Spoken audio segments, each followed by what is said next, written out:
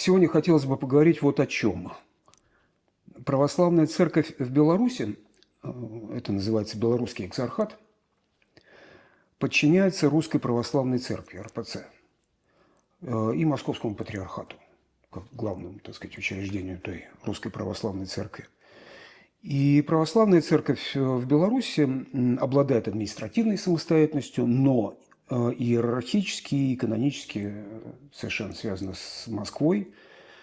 И более того, глава Белорусской Церкви, он избирается Священным Синодом Русской Православной Церкви. Я нарочно это сейчас уточняю для наших зрителей, потому что предлагаемая тема для разговора с вами, и с кем, как не с вами, об этом хотелось бы поговорить, вскрытие механизмов мягкой силы РПЦ, Русской Православной Церкви, как инструмента, страшно звучит, демонтажа белорусской нации. Это своего рода втягивание в русский мир. Так мне кажется. Если я не прав, или есть какие-то неточности в том, что я сейчас говорю или буду говорить далее, пожалуйста, поправляйте меня, потому что вы для меня авторитет в этой всей теме. Статус организации. О том, о чем я уже говорил, но просьба еще пояснить. Почему в Беларуси РПЦ в лице своего экзархата это не просто конфессия, а в каком-то смысле министерство идеологии? Можно так сказать? Так можна сказаць. На жаль, так яно і ёсць. Руская праваслаўная царква у Беларусі і не толькі ў Беларусі выконвае ролю мягкай сілы Крамля. І так павялося з тых пор, як рускае праваслаўе стала дамінуючым, стала галоўным у Беларусі.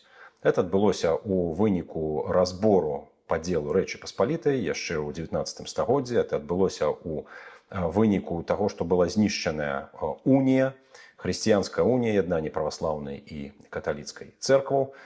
І вось замест беларускага праваслаўя, беларускамоўнага, народнага праваслаўя, праваслаўя, якое абапіралася на братствы пры цэрквах, якое было дэмакратычным, на месцы гэтага праваслаўя з'явілася імперская структура РПЦ. У самой царкве, рускай праваслаўнай царкве, даволі шмат і тых беларусаў, якія любяць Беларусь, і тых вернікаў, якія хацелі б бачыць сваю краіну незалежнай, у тым ліку і ў рэлігійным сэнсе. Але структура царквы і кіраўніцтва царквы, на жаль, все больш і больш адкрыта, все больш і больш рэзка выступаюць проста ў падтрымку Москвы. Трэба сказаць, што да вайны 2022 года, да таго часу, пакуль Расія не напала на Украіну, гэта не так кідалася ў вочы, не было так заўважным. Былі пэўныя плыні аўтаноміі, былі пэўныя плыні беларусацэнтрычныя ўнутры самой РПЦ ў Беларусі. Але цяпер, відавочна, Москва наводзіць там парадачак, цяпер, відавочна, закручваюцца гайкі, дзесяткі святароў альбо арыштаваныя, альбо выгнаныя, альбо пазбаўленыя сану і вымушаныя уцякаць альбо перабірацца ў парафіі на захадзе, пераходзіць у Канстантинопольскі патрыархат. Ну а сама РПЦ, на жаль, выконвае вось такую ролю мягкай сілы. І, на жаль, не толькі ў Беларусі, але і, напрыклад, у Літве. То же самое, видимо, можно сказать, даже без всяких, видимо, и про Литву. Когда вы сказали, что в свое время в православной церкви в Беларуси было вполне достаточно, даже, наверное, много настоящих белорусов, которые, так сказать, стремились к настоящей национальной собственной идентичности, вы имели в виду прихожан, наверное, в первую очередь? В першую чаргу прыхаджан, але былі і святары. Нагадаю, што быў такі прэцэдэнт у пачатку 2000-х гадоў. Беларуская праваслаўная царква, экзархат, на сваім саборы ў Менску прыняла рашэнне імкнуцца да аўтаноміі і самастойнасці беларускай царквы. Праз прадстаяцеля, назначанага з Масквы мітрапаліта Паўла, гэтае рашэнне было перададзена Маскве. І ў Маскве здарылася гістэрыка. Як так, што такое, якая самастойнасць, якая аўтаномія? Да гэтага пытання нельга будзе вяртацца цягам бліжэйшых дзесяткаў гадоў. Это быў проста вокрык з Масквы, якая самастойнасць. Любые спробы у царкве праводзіць беларускія набажэнствы, любые спробы у царкве абвяшчаць сапраўды беларусацэнтрычную палітыку разглядаліся як сепаратызм, як нацыяналізм, клейміліся, і вось гэта чым далей до 2020-х гэтага тым было больш. Ну і скажу, што дзесяткі святароў, вот асабіста я там вёў перапіску, звярталіся да мяне з просьбай дапамагчы з беларусізацыяй. Я ведаю, што ў свой час мітрапаліт Філарэт Вахрамеў, дарэчы, этнічны рускі, але ён увёў у практыку набажэнства ў Беларусі две мовы: царкоўна-славянскую і беларускую.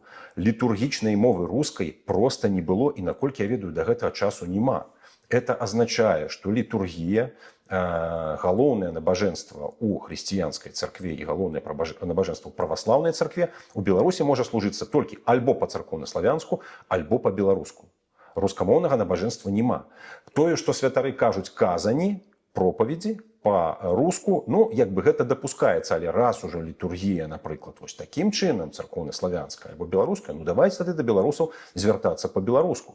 Гэта пытанне падымалася, і дзесяткі святароў рабілі это адкрыта. Сотні святароў, з якімі мы, у свой час хрысціянскія дэмакраты, працавалі, супрацоўнічалі, казалі пра гэта там, ну, таемна альбо, можа быць, там асабістых размовах, але это сапраўды вялізная частка царквы. Я б ацаніў яе прыблізна ў траціну святароў. Па епіскапах там таксама ёсць пэўныя акалічнасці, асаблівасці. Зразумела, што в адкрытую ніхто зараз не падтрымае беларускасць у рускай праваслаўнай царкве. Это будзе расцэнена там як выклік, як здрада ў двукосі. Вось, але такія сілы у беларускай праваслаўнай царкве былі і яшчэ застаюцца. Дакладна ведаю, што святары, якія і моляцца па-беларуску самі, і хацелі б, каб беларуская мова была асноўнай, у складзе сённяшняй РПЦ ў Беларусі яшчэ ёсць. Яны, на жаль, там меншасць, якую ціскаюць. Роль в 2020, ну и по сей день, до 2026 года белорусского экзархата. Здесь все-таки я имею в виду административную иерархическую структуру. Прежде всего, роль в тех репрессиях, которые были и есть. Она может быть просто наблюдательная, она может быть сочувственной властям, может быть сочувствующая прихожанам пастве. Какова эта роль? Где она, эта самая белорусская церковь, в массовом народном сопротивлении, возмущении и желании демократической Беларуси? В 2020 годзе склалася такая парадоксальная ситуация, что частка рускай праваслаўнай царквы падтрымала пратэстоўцаў альбо не была супраць гэтых пратэстаў. Яна звярталася да ўлады з заклікамі спыніць эту бойню, спыніць гэты пераслед. І частка гэтых святароў з'ехала. Лукашенко памяняў мітрапаліта, выкарыстаў становішча ў 2020 годзе, запатрабаваў ад Масквы прызначыць мітрапаліта, які быў бы пад ягоным кантролем. Так, на чале рускай праваслаўнай царквы ў Беларусі з'явіўся мітрапаліт Веніамін. І мне давялося, ужо будучы ў турме, а ў тыя часы я ўжо сядзеў на Валадарцы, мяне арыштавалі за 2 месяцы да пратэстаў, пісаць яму ліст. І напісаў я гэты ліст на ягонае імя, адкрыты ліст, і атрымаў адказ ад яго. Гэта была вядомая гісторыя, вы можете знайсці там, так сказать, ліст да мітрапаліта Веніаміна, ягоны адказ, затым мой адказ яшчэ раз. Праз сваіх сваякоў я рассылаў матулі жонцы гэтыя лісты, і яны перадаваліся далей і публікаваліся.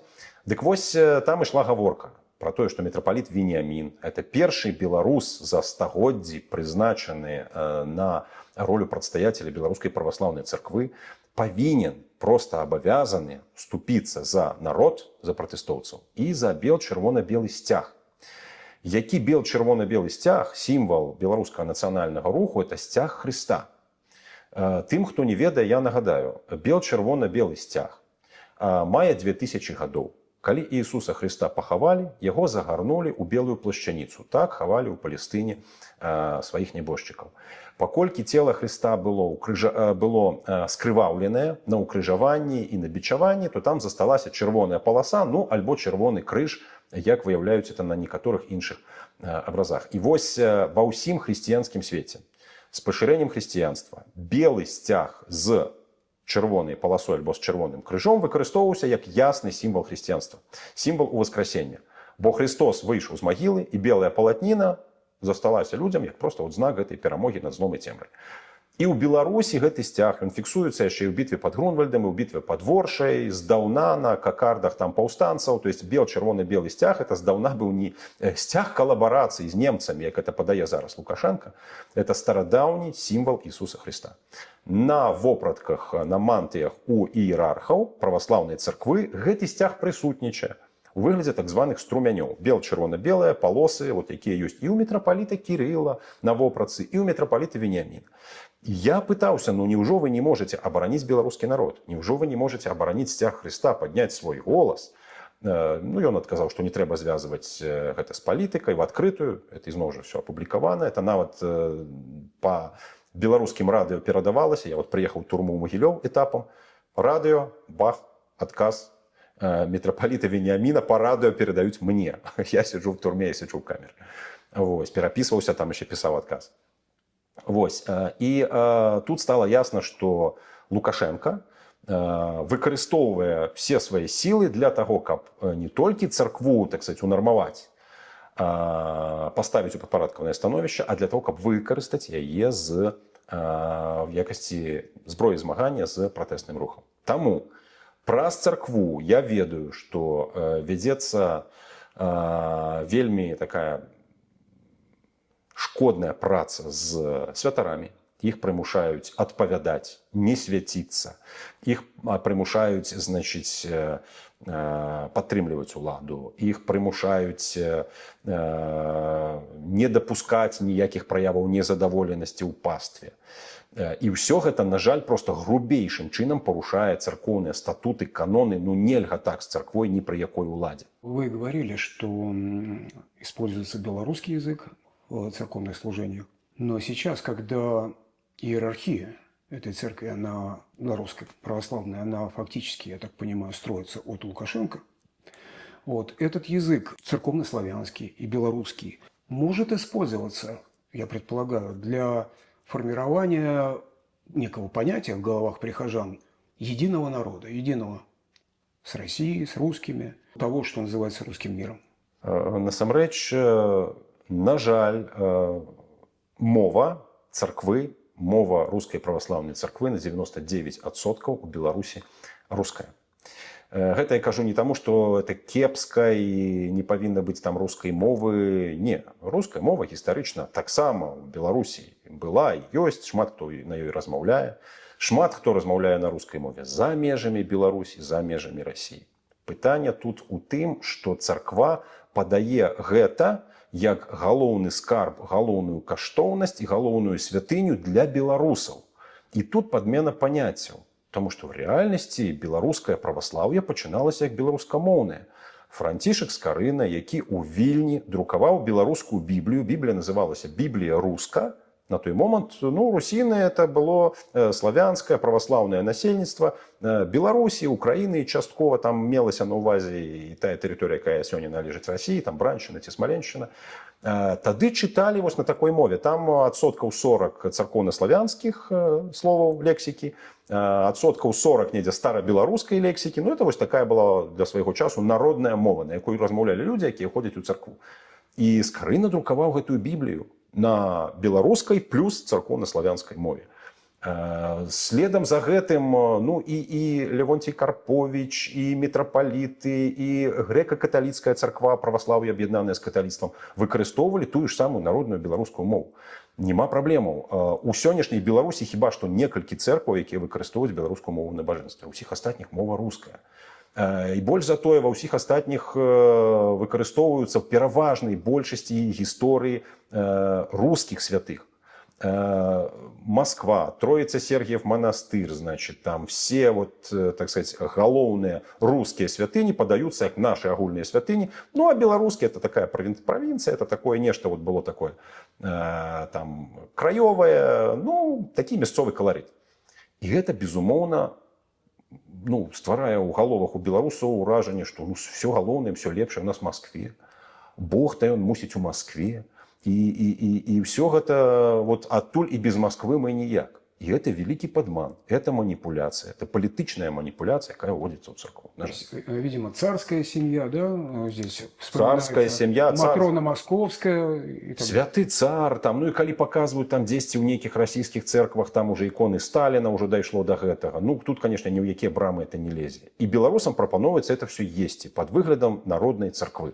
В реальности народная церква до 16 стагоддзя это так было православие. Але праваслаўе беларускае, беларускамоўнае з там у кожнай практычна буйной царкве былі брацтвы.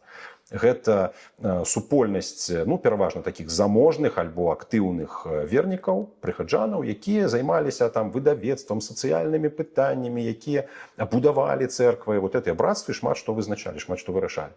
Это был такая сведчанне дэмакратызму праваслаўнай царквы. Ужо у 16-17 стагоддзі вось гэтую эстафету перахопліваюць пратэстанты, кальвінізм. Яны, вот эта рэфармацкая вера, бярэ за аснову народную гаворку, гаворыць, ну, царква павінна размаўляць на той мове, што і народ, і яна пачынае размаўляць па-беларуску, перахоплівае у праваслаўнай царквы. І праваслаўная царква з яе царкоўна-славянскімі казаннямі, яна робіцца як бы ўжо старой, так сказать, аджылай. Затым мы бачым унію, і унія робіцца народнай беларускай царквой. То есть, калі адбылася унія паміж каталікамі і праваслаўнымі ў тагачаснай Рэчы Паспалітай, да 80% беларусаў перайшло ў унію і стала уніятамі. Вот мова багаслужбаў, мова набажэнстваў, тады была беларуская, беларускія абразы, і сама унія была доўгі час ёмішчам беларускай нацыі і беларускай культуры. А вось ужо з 19 стагоддзя, калі прыйшла РПЦ, калі унію загналі в большасці назад у рускую праваслаўную царкву, мы маем тут царкву, якая праводзіць палітыку акупацыі, якая праводзіць палітыку Крамля. На жаль. Роль церковных лавок и издательств белорусской церкви в распространении литературы, какой-либо вообще печатной продукции, отрицающей самобытность белорусов. Есть такое? Конечно, есть, на жаль. На жаль, ёсць, і на жаль, шмат цемрашальнай літаратуры ідзе якраз праз царкоўныя лаўкі, царкоўныя выдавецтвы. Это яшчэ было ў 90-х годах. Ну, тады было пэўнае змаганне. Быў такі пэўны тэст. Заходзіш у царкоўную лаўку і пытаеш, у вас Александр Мень ёсць? Ну, это знакаміты праваслаўны багаслоў, які належаў да рускай праваслаўнай царквы, але цярпіма ставіўся да ўсіх веравызнанняў, які адкрыта падчас перабудовы прапаведаваў мільёнам праз тэлевізію. Яго забілі, дарэчы, невядома да гэтага часу, хто забіў, забілі сапёрнымі лапаткамі, падазраюць, што это ГРУшнікі, альбо это хтосьці звязаны з тагачасным яшчэ савецкім рэваншызмам. Дык вось, ёсць Александр Мень ці няма? Нема Александра Меня, ну, все, в принципе, тут зразумела. Тут потрапятся там и протоколы сионских мудрецов, тут потрапится, значит, там шовинистичная литература. Это сейчас или темрашальство. Это было еще тады. Зараз, я думаю, что Александра Меня днем с огнем не отшукаешь. Ці ёсць у вас что-нибудь по-белоруску? То есть заходишь в Беларусь в церковную лавку, я белорусский православный верник, я размовляю по-белоруску, я хочу в Беларуси молиться по-белоруску. У вас что-нибудь по-белоруску есть? Нуль. Нема. Про што будзем з вами размаўляць тады? Слухайце, у касцёле па-беларуску практычна ўсё. І падчас пратэстаў 2020 года менавіта беларускі касцёл до конца быў з народам і стаяў за народ. І людзі пачалі пераходзіць, я ведаю десяткі сведчанняў, это просто сярод маіх знаёмых, якія перайшлі з праваслаўнай царквы у касцёл просто таму, што гэтая царква стала побач з народам. Если я не ошибаюсь, настоятель какого-то костела даже принимал и защищал от гонений, от нападений полиции и военных. Абсолютно. Тады просто была солідарнасць народа, і касцёл тут быў на першым месцы. Трэба сказаць адкрыта, касцёл, які размаўляе і моліцца в асноўным па-беларуску, ён падняў вось гэты сцяг Христа, і ён адыграў свою роль. Образование и молодежь, здесь я имею в виду церковное образование. Как через воскресные школы, может быть, через какие-то кружки, через семинары, курсы, может быть, военно-патриотические лагеря детям, подросткам прививают культ великой страны, великой русской страны, империи по смыслу, и даже готовность защищать вот в лице Москвы некие общие великие интересы. Есть ли такое? Ёсць такое, ёсць. І в Беларусі гэта, на жаль, зараз агульна прынятая практыка. Палова бяды была б, калі б гэта проста была пра вялікую краіну, імперію і так далей. В рэальнасці праз многія такія ваенна-патрыятычныя гурткі, праз многія такія сістэмы адукацыі уводзіцца і думка пра тое, што в Савецкім Саюзе это все было хорошо, это при тым, што сотні, тысячы святароў, толькі святароў, і десяткі і сотні тысячаў вернікаў былі знішчаныя фізічна савецкім рэжымам. Апраўданне Сталіна, апраўданне Сталіна, зато мы былі вялікая страна, нас все баяліся і уважалі. Ну як это так? Як можна казаць такое хрысціянину? Это ж не хрысціянство, это самы сапраўдны сатанізм. Як можна цягнуць у царкву асвячэнне ракет, якімі будуць біць па Украіне, падтрымліваць украінскую, падтрымліваць агрэсію супраць Украіны? Як можна рыхтаваць людзей, якія будуць змагацца, значит, з загніваючым захадам альбо з брацкім украінскім народам у Беларусі? Як можна падлеткаў гэта ўцягваць? Это прамое пытанне беларускім бацюшкам, якія ўдзельнічаюць у гэтым шабашы. Есть и вторая часть у этой логики. Враг. Должен быть враг. Кто враг с точки зрения белорусской, вот этой вот московской белорусской, так сказать, церкви? З гледзяшча РПЦ, якое дзейнічае ў Беларусі, на жаль, ворагі гэта усе, хто не з імі. У Евангелii все вельмі проста. Ісус кажа, хто не супраць вас, той за вас. Таму беларусы ж, в прынцыпе, не супраць праваслаўя. Большасць беларусаў адносяць сябе да праваслаўнай веры. Навошта беларусаў, якія размаўляюць па-беларуску, называць ворагамі? Навошта беларусаў, якія падымаюць над сабой сцяг Хрыста, лічыць ворагамі? Навошта лічыць ворагамі ў асноўным праваслаўны украінскі народ? Як такое магло здарыцца? Навошта лічыць ворагамі хрысціянаў іншых веравызнанняў? Таму што это браты і сёстры ў Хрысце. Гэтыя пытанні не маюць адказу, таму што у РПЦ, на жаль, доўгі час, асабліва ў апошнія гады, проста практыкуецца нянавісць. Нянавісць да тых, хто не з РПЦ. Таким чином. Рядом Польша, Литва, и вообще Западная Европа, вот здесь уже прямо на границе. Каково отношение к Западу внутри иерархии этой самой РПЦ, через проповеди, через общение с прихожанами? Трэба сказаць, што у беларускай царкве я ведаю адзінкі епіскапаў і можа быць дзесяткі, можа быць іх сотні святароў, якія сапраўды варожа настроеныя і гэта дэманструюць, это паказваюць, то есть думаюць гэтак.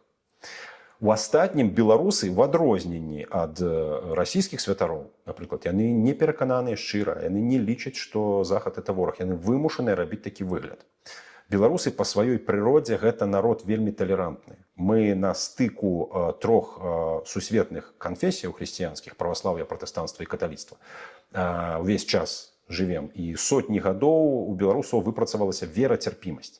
Это адрознівае беларусаў. Я ведаю толькі некалькі з беларусаў, якія пераступілі праз сваю беларускасць і в адкрытую яе паказваюць. В астатнім гэта зараз нагнетаецца прапагандай дзяржаўнай, это нагнетаецца Масквой, яе прапагандай, ваеннай прапагандай. І, на жаль, няма тых, хто адкрыта гэтаму супрацьстаяў бы унутры Русской Православной Церкви в Беларуси. Ну вот использование концепта смирения, я бы сказал, перед властью, насколько крепко и насколько явно вообще внедряется, так сказать, вот это самое смирение перед властью, естественно, Лукашенко, может быть, перед властью главной, высшей московской, так сказать, имперской властью. Есть ли этот? Пакорлівасць, па-беларуску это якраз таки будзе пакорлівасць, яна у самым сэрцы хрысціянскіх цнотаў. То бок это рэч каштоўная, але маецца на ўвазе пакорлівасць перад Богам. Бога трэба слухацца болей, чым чалавеку. Так гаворыць нам Біблія. І у гэтым плане будьце пакорлівыя Лукашэнку, незаконнай уладзе, будьце пакорлівыя Пуціну, які пачынае страшную крывавую вайну. Это гучыць проста блюзнерствам і вар'яцтвам. Упакорыцца трэба Богу, трэба быць з тымі, хто терпіць і пакутуе. Терпяць і пакутуюць зараз тысячы сем'яў беларускіх палітвязняў. Терпяць і пакутуюць тыя, каго пераследуюць за іншадумства ў самой Беларусі. Терпяць і пакутуюць украінцы, якія прынялі на сябе страшны удар. Вот з гэтымі людзьмі Христос. І пакорлівымі трэба быць Яму. Пакорлівымі трэба быць вот у гэтым плане. А тое, што творыць зараз Расія, альбо тое, што творыць Лукашенко, это, канешне, зусім не хрысціянства. Это не хрысціянства, паўтаруся, там вельмі шмат рысаў адкрытага сатанізму. Что делать? Каков выбор для белоруса, который выехал из страны, может быть, на работу? Может быть, он вынужден был бежать. Добровольное изгнание, чтобы спастись от режима, потому что он с ним категорически не согласен, принципиально. Что делать здесь, в Европе, начиная с Литвы? Куда идти? Где искать общение с Богом? Я имею в виду сейчас христиан. Как вы считаете? В першую чаргу тым, хто выехаў альбо вымушаны быў выехаць за межы Беларусі, Бога, канешне, трэба шукаць і ў царкве, і ў касцёле, і ў малітоўным доме. Там, дзе збіраюцца вернікі. Але разам з тым ёсць пытанне. Тая ж самая руская праваслаўная царква актыўна дзейнічае за межамі Беларусі. Тая ж самая руская праваслаўная царква мягка, стояна, але праводзіць прамаскоўскую палітыку. І тут ёсць пытанне, ці туды трэба ісці праваслаўным. Той жа самай Літве, у Вільнюсе, ёсць царква Канстанцінопольскага патрыархату. Ёсць прыход айца Георгія Роя, у якім дзесяткі і сотні беларусаў знаходзяць Ісуса Хрыста, які размаўляе па-беларуску. І гэта не маскоўская царква. Это царква, якая мае такую ж дэмакратычную тэндэнцыю, якія былі ў свой час у залаты век Беларусі, у беларускім праваславі. Там і парафіяльная рада, там, я ведаю, вырашэнне ўсіх пытанняў сумесна. Не проста бацюшка сказаў, там яму дзесьці спусцілі цыркуляр, і ён там штосьці абвясціў пастве. Там збіраюцца разам, часам спрачаюцца разам, моляцца, але прыходзяць да агульнага меркавання. Вот да такого праваслаўя людзі цягнуцца. Таму можна параіць, канешне, ісці туды. Можна далучыцца да касцёла. У Вільні цудоўны касцёл святога Баўтрамея аддадзены беларусам, менавіта беларусам. В Польше я ведаю, што ёсць з дзесятак гарадоў, дзе душпастырствы для беларускіх католікаў на беларускай мове. Ад Варшавы там да Познані, ва ўсіх буйных гарадах. Ну і пратэстанты, ёсць цэрквы, дзе набажэнствы можна пачуць і па-беларуску. Ёсць, напрыклад, і беларускамоўныя баптысты, ёсць у Вільні беларускамоўныя пяцідзясятнікі. Можна далучацца да іх. Малітва за Беларусь праходзіць тут часта. Розныя цэрквы арганізоўваюць. Грэка-каталіцкая царква вось у царкве Святой Троіцы каля вострай брамы раз на месяц таксама беларускамоўнае набажэнстве. Прынамсі у Вільнюсе, у Вільні такіх магчымасцяў хапае. Можна далучацца і варта далучацца якраз да тых цэркваў, дзе ёсць братэрства беларускае, ёсць адчуванне, што мы народ, які ўрэшце рэшт вернецца ў сваю радзіму, які ўрэшце рэшт будзе мець і набажэнства народнай мове, які ўрэшце рэшт будзе сам вырашаць свой лёс, не вырашаць яго следам за вокрыкамі з Масквы, и не гинуть на бессенсовных войнах, якія Москва пачинае. Мне кажется, ваш опыт, во-первых, борьбы, во-вторых, опыт тюрьмы. Вы много заплатили за свою борьбу годами своей жизни. Ваш опыт покидания Родины, вы сейчас за границей. Вот это все, мне кажется, дает вам право сейчас обратиться к вашим соотечественникам в Беларуси, сказать слова вам, как христианскому демократу. Дорогие браты и сестры, урэшце рэшт, рано ці позна Беларусь будзе вольнай, незалежнай і дэмакратычнай. І мы за мяжой, і вы ў Беларусі, мы разам працуем дзеля таго, каб гэтая наша мара сталася рэальнасцю. Мы ведаем, што Бог ствараў беларусаў як народ для свабоды, для веры, для любові, а не для ненавісці і не для таго, каб мы гінулі ў чужых войнах. Таму, калі ласка, маліцеся за Беларусь, размаўляйце на беларускай мове. Калі беларус з беларусам не будзе размаўляць па-беларуску, ніякай Беларусі не будзе. І памятайце, што Ісус Христос, які ведае ўсе чалавечыя мовы, з беларусамі размаўляе па-беларуску. Нам вельмі важна прыняць у сваё сэрца тое, што нясе Евангелие, тое святло, тую любоў і тую веру, якую мы, беларусы, маем от Господа уже больше 1000 годов. Всего вам доброго и настоящего успеха. Спасибо. Дякую вам. С Богом.